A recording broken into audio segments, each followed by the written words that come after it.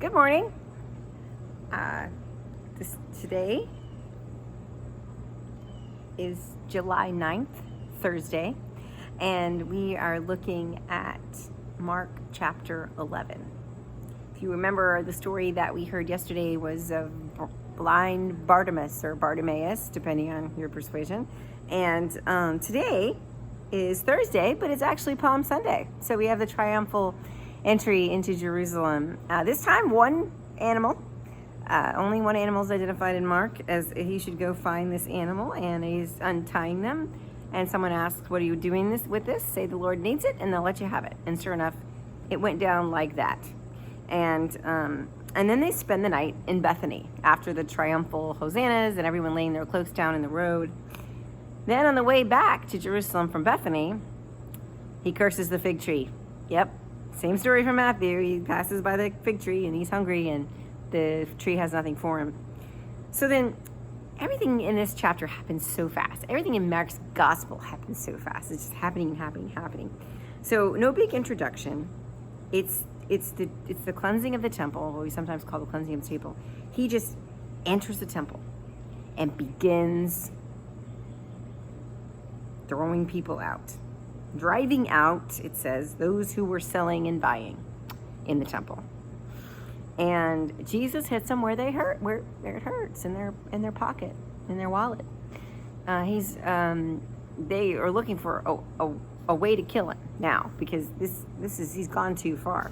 And he says the famous quote, "It is written that my temple is to be a house of prayer, but you've made a den of thieves."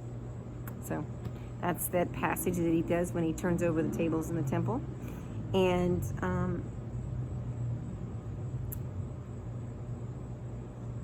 then he explains some of the fig tree. He goes back to that fig tree situation. After he cleanses the temple, he went to pick on the tree again. So they noticed that the tree that he had cursed is withered, and they pointed out to him. And so he says to them, "Look, I can make this tree wither.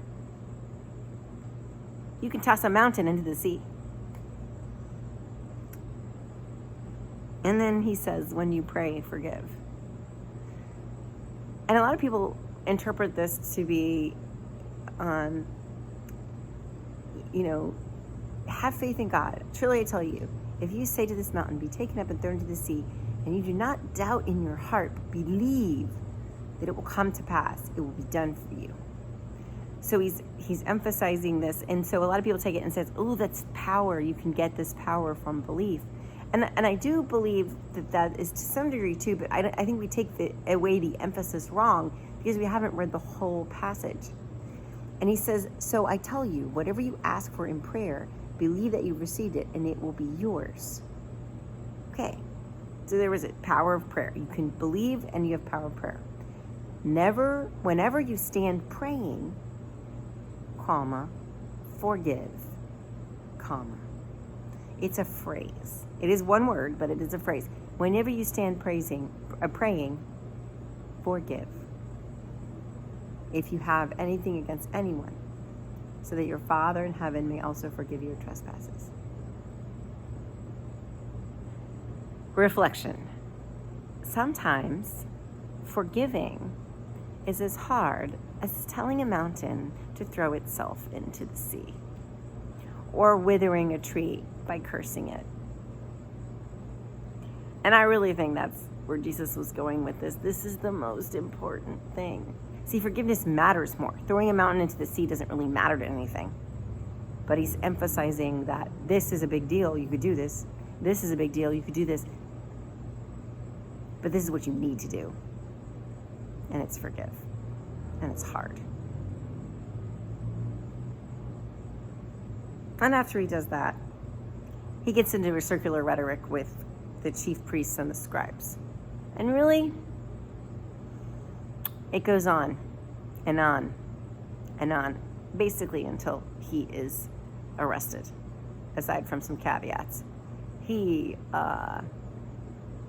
is in this circular conversation with the authorities. And some more show up and others leave, and there's just so much going on. So the very end of chapter 11, Jesus came to Jerusalem and was walking to the temple, and the chief priests and scribes and the elders came to him. So a crowd of people, like a lot of dudes. And he said, what authority are you doing? With what authority are you doing these things? Who gave them you? And Jesus asks them a question and says, if you can answer this, then I'll tell you what authority I have. And it they feel like it traps them so that they can't answer the question, so he doesn't have to answer the question. So like I said, circular rhetoric. Whew. But in chapter 12, we will see more from these authority figures who question Jesus. So stay tuned. God bless you.